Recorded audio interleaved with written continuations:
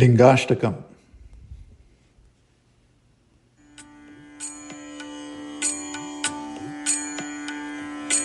ब्रह्ममुरारिसुरार्चितलिङ्गं निर्मलभासितशोभितलिङ्गं जन्मजदुःखविनाशकलिङ्गं तत्प्रणमामि सदा शिवलिङ्गं तत्प्रणमामि सदा शिवलिङ्गम्।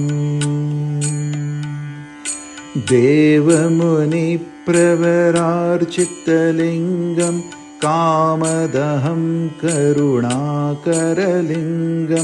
रावणदर्पविनाशनलिङ्गं तत्प्रणमामि सदा शिवलिङ्गं तत्प्रणमामि सदा शिवलिङ्गम्।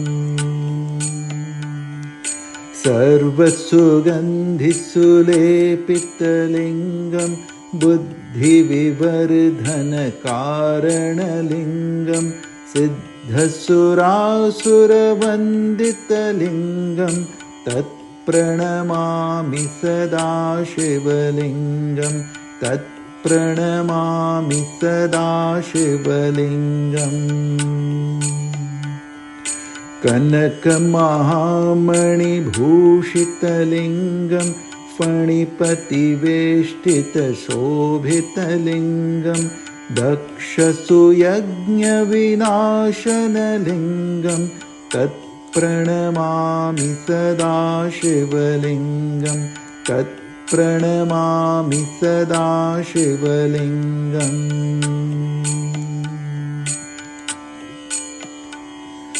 कुङ्कुमचन्दनलेपितलिङ्गं पङ्कजहारसुशोभितलिङ्गं सञ्चितपापविनाशनलिङ्गं तत्प्रणमामि सदा शिवलिङ्गं तत्प्रणमामि सदा शिवलिङ्गम्।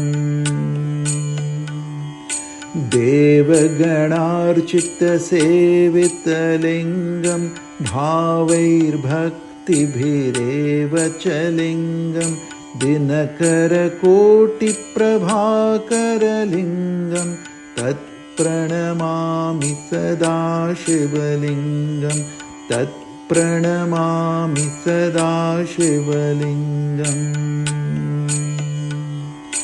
अष्टदलोपरिवेष्टितलिङ्गं सर्वसमुद्भवकारणलिङ्गम् अष्टदरिद्रविनाशनलिङ्गं तत्प्रणमामि सदा शिवलिङ्गं तत्प्रणमामि सदा शिवलिङ्गम्। सुरगुरुसुरवरपूजितलिङ्गं सुरवनपुष्पसदार्चितलिङ्गं परात्परं परमात्मकलिङ्गं तत्प्रणमामि सदा शिवलिङ्गं तत्प्रणमामि सदा शिवलिङ्गं तत्प्रणमामि सदा शिवलिङ्गम्।